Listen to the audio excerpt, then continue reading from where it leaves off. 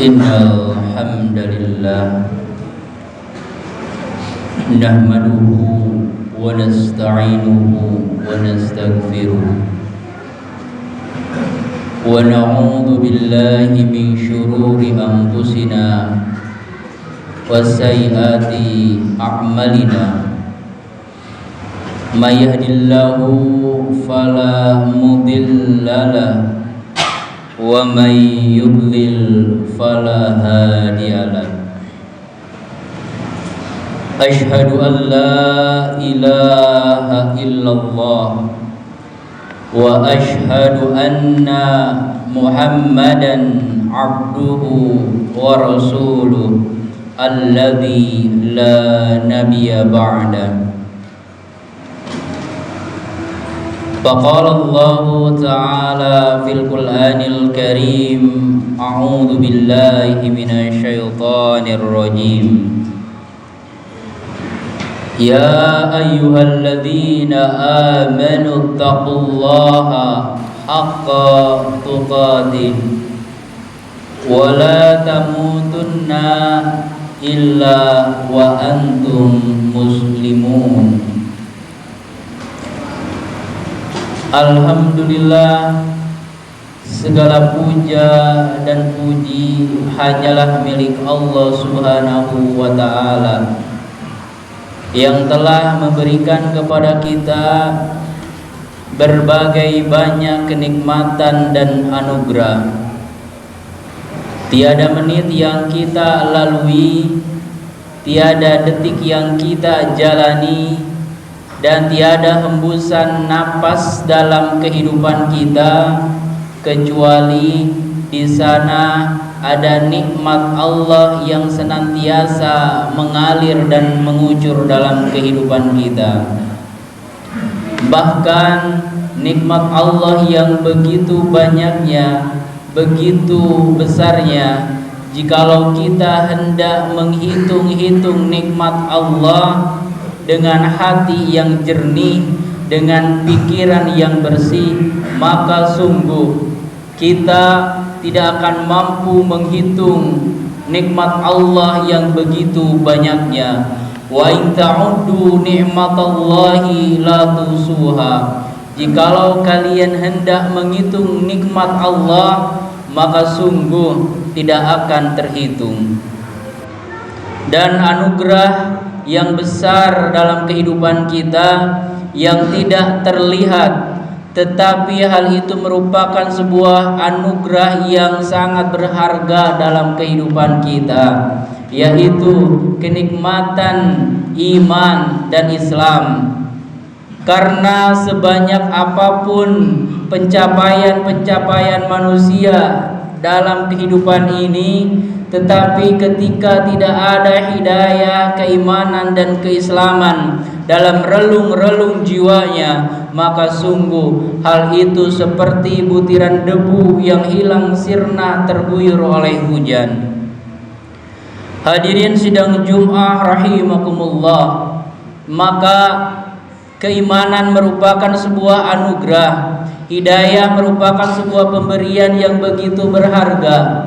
Jikalau kita melihat sejarah bagaimana hidayah itu begitu berharganya, bahkan Rasulullah sallallahu alaihi wasallam begitu menginginkan sekali pamannya tercinta yang selama hidupnya berjuang membela, berjuang membantu Rasulullah, melindungi Rasulullah dalam berdakwah. Tetapi akhir episode kehidupannya, ketika Rasulullah sallallahu alaihi wasallam berkata kepada sang paman, "Ya ami, qul la ilaha illallah uhajju laka biha indallah." Wahai pamanku tercinta, katakanlah la ilaha illallah, tiada Tuhan yang berhak untuk disembah kecuali Allah. Uhajju laka indallah, maka sungguh aku akan membelamu dengan ucapan tersebut di sisi Allah. Aku akan membelamu dengan ucapan tersebut. Inilah yang menjadi sebuah gambaran ternyata keimanan yang ada dalam diri kita, hidayah keimanan yang ada dalam diri kita itu merupakan sebuah anugerah yang begitu indah. Hadirin sidang Jumat rahimakumullah. Maka disinilah kita memahami bagaimana keimanan itu memberikan sebuah dampak dalam kehidupan. Imam An-Nawawi rahimahullahu ta'ala memberikan sebuah gambaran dari tingkatan-tingkatan kita selaku hamba Allah. Analogi sederhananya adalah seperti sebuah kelapa. Dalam kelapa itu ada lapisan luarnya, ada serabutnya, ada batoknya, ada dagingnya, ada airnya. Maka posisi kita dalam keimanan, dalam keislaman itu apakah kita sudah benar-benar menghayati dan menjiwai keimanan tersebut, keislaman tersebut, sehingga keislaman itu menjadi sebuah napas kehidupan. Kita merasakan dampak dari ketenangan jiwa dalam keimanan, ataukah keislaman kita hanya baru sebatas kulit luarnya saja, hanya sebatas cangkangnya saja.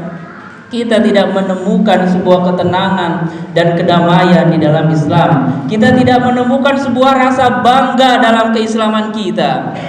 Maka tingkatan hamba Allah menurut Imam An-Nawawi rahimahullahu ta'ala, tingkatan pertama hamba Allah itu adalah posisi abdun. Apa itu abdun? Mereka yang menyembah Allah karena takut akan siksaan Allah Subhanahu wa ta'ala. Tentu ini bukan merupakan sebuah konsep yang salah, bukan pemikiran yang salah, tetapi ini adalah sebuah tingkatan ketika kita beribadah kepada Allah karena takut akan siksaan Allah di akhirat kelak. Itu adalah tingkatan yang paling rendah. Lalu bagaimana dengan mereka yang beriman dan berislam tetapi begitu berat kakinya untuk melangkah ke masjid, begitu berat ketika hendak menunaikan sholat di sisa-sisa waktunya, begitu berat untuk membaca Al-Quran? Maka sungguh tingkatan yang kedua adalah ahlu tujar. Mereka yang menyembah Allah seperti halnya pedagang. Apa maksudnya? Mereka yang beribadah kepada Allah karena ingin mendapatkan sebuah keuntungan, kebahagiaan yang hakiki, tentu tidaklah salah. Maka disinilah tingkatan yang lebih tinggi, mereka yang beribadah kepada Allah karena menginginkan nikmat yang abadi di akhirat kelak. Karena sungguh di dunia ini adalah tidak ada kebahagiaan yang abadi. Di dunia ini tidak ada ketenangan yang flat, ketenangan yang terus ada dalam ketenangan, tidak ada. Karena fitrahnya, karena sunatullahnya, kehidupan adalah tempat di mana kita akan diuji. Walaqad khalaqal mauta wal hayata liyabluwakum ayyukum ahsanu amala. Sesungguhnya dalam kehidupan ini diciptakan hidup dan mati ini hakikatnya adalah untuk menguji ayyukum ahsanu amala. Siapa amalan-amalan yang terbaik? Siapa yang memberikan kualitas amalan terbaiknya untuk Allah Subhanahu wa ta'ala? Hadirin sidang Jumat rahimakumullah. Dan level yang paling tertinggi sebuah dorongan ibadah kepada Allah Subhanahu wa ta'ala yaitu ahlu syukur. Mereka yang beribadah kepada Allah atas dorongan rasa syukur kepada Allah Subhanahu wa ta'ala. Kenapa ini menjadi sebuah tingkatan yang paling tinggi dalam kedudukan seorang hamba Allah? Karena mereka mampu menyelami kehidupan, mampu membuka mata hatinya untuk merasakan nikmat yang senantiasa mengalir dan mengucur dalam kehidupannya. Ketika kita bersedih dalam kehidupan, ketika kita meratapi kehidupan karena problematika dan masalah yang ada, Justru di sana dia mampu memahami hikmah-hikmah yang besar di balik itu semua. Bagaimana menurut saintifik, ketika kita merasa bersedih atau bahkan ketika kita menghujat takdir, Allah senantiasa menjaga kehidupan kita. Bagaimana sel darah putih itu senantiasa menjaga dan melindungi diri kita dari hal-hal yang mampu memadorotkan tubuh kita. Itulah sebuah penjagaan Allah yang tidak kita mampu rasakan, tetapi ahli syukur mampu menembus itu semua dengan ilmu yang dia pelajari dan lain sebagainya. Inilah sebuah tingkatan yang paling tinggi. Hadirin sidang Jum'ah rahimakumullah. Maka salat merupakan salah satu cara untuk kita menyalurkan rasa syukur kita kepada Allah, rasa cinta kita kepada Allah. Ketika kita dipisahkan oleh waktu, dipisahkan oleh tempat dengan orang yang kita sayangi, pasti ada sebuah dorongan jiwa kita ingin menghubungi, ingin tahu keadaannya dan lain sebagainya. Entah itu anak kita yang jauh di seberang sana sedang berkuliah, sedang bekerja dan lain sebagainya. Ada sebuah dorongan kita ingin mengobrol, kita ingin berdiskusi, kita ingin ngobrol dari hati ke hati.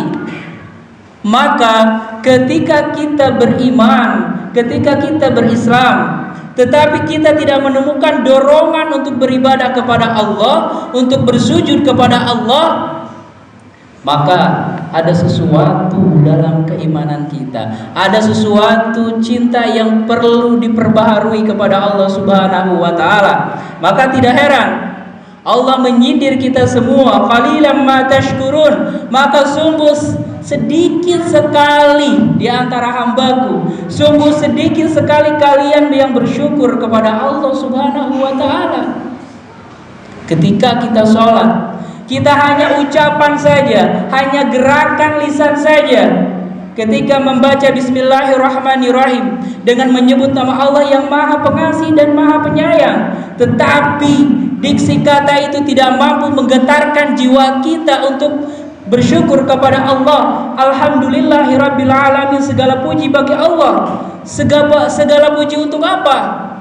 Jiwa kita belum mampu untuk menembus itu semua. Maka pentingnya kita untuk menuntut ilmu, untuk membuka pengetahuan kita, karena man salaka tariqan yaltamisu bihi ilman sahalallahu bihi tariqan ilal jannah. Barang siapa yang dia menuntut ilmu, mengupgrade keimanannya dengan ilmu, maka sungguh Allah akan mudahkan jalannya ke surga Allah Subhanahu wa taala.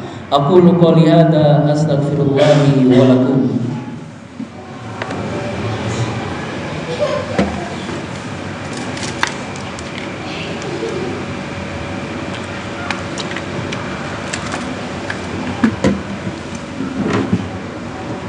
Innal hamdalillah nahmaduhu wa nasta'inuhu wa nastaghfiruh wa na'udzu billahi min shururi anfusina wa sayyiati a'malina may yahdihillahu fala mudilla lahu wa may yudlil fala hadiya lahu. Hadirin sidang Jumat rahimakumullah, selain syukur, sabar menjadi sebuah penopang dalam kokohnya keimanan kita. Syekh Ibnu Abi Dunya mengatakan, sabar itu bukan hanya sebatas ketika kita dihantam oleh ujian. Itu baru tingkatan pertama. Sabar yang kedua adalah ketika kita melaksanakan ketaatan kepada Allah Subhanahu wa taala. Kita bersabar, kita memaksakan diri kita untuk istiqomah dalam ketaatan kepada Allah Subhanahu wa taala, karena lebih baik kita masuk surga Allah karena kita paksa diri kita untuk taat, daripada kita masuk neraka Allah karena dengan keridhaan hati kita, kerelaan hati kita. Dan sungguh sabar yang paling besar adalah sabar menahan diri kita dari kemaksiatan dan dosa. Itulah tingkatan yang paling utama. Maka orang yang mampu mencapai level yang paling tinggi itu, maka sungguh jiwanya sudah berubah, bukan lagi nafsu amarah, tapi nafsul mutmainnah, jiwa yang tenang dalam keimanan, jiwa yang tenang dalam sujudnya, jiwa yang tenang dengan Tuhannya Rabbil Izzati. Maka sungguh kabar bahagia bagi mereka yang berjuang di dunia ini untuk taat kepada Allah, meniatkan segala langkah kakinya, setiap kerjanya dan lain sebagainya untuk mencari keridhaan Allah. Ya ayyatuhan nafsul mutmainnah, irji'i ila rabbiki radiyatan mardiyah fadkhuli fi ibadi wadkhuli jannati. Ya ayyatuhan nafsul mutmainnah, wahai jiwa-jiwa yang tenang dalam keimanan, dalam keislamannya, irji'i ila rabbiki radiyatan mardiyah, kembalilah engkau kepada Tuhanmu dalam keadaan jiwa yang ridho dan diridhoi oleh Allah Subhanahu wa taala. Balasan mereka, fadkhuli fi ibadi wadkhuli jannati. Masuklah kalian kepada golonganku, masuklah kalian ke dalam surga Allah Subhanahu wa taala. Inilah sebuah kabar gembira untuk kita semua, orang yang senantiasa berusaha sabar dan konsisten dalam keimanannya, dalam amalan-amalan kebaikannya. Mungkin itu yang Khatib bisa sampaikan, mudah-mudahan menjadi sebuah renungan untuk kita bersama, agar kita bisa memaksimalkan akhir-akhir kehidupan kita dengan semaksimal mungkin, dan kita menutup kehidupan dengan husnul khatimah. Rabbana atina fid dunya hasanah wa fil akhirati hasanah wa qina adzabannar. Allahumma ighfir muslimina wal muslimat, mu'minina wal mu'minat, al ahya'i minkum wal amwat. Allahumma arinal haqqa haqqa warzuqna ittiba'ah wa arinal batila batila warzuqna ijtinabah. Allahumma inna nas'aluka ridhaka wal jannah wa na'udzu bika min sakhatika wan nar. Allahumma a'inna ala dzikrika wa syukrika wa husni ibadatika. Aqimis shalah.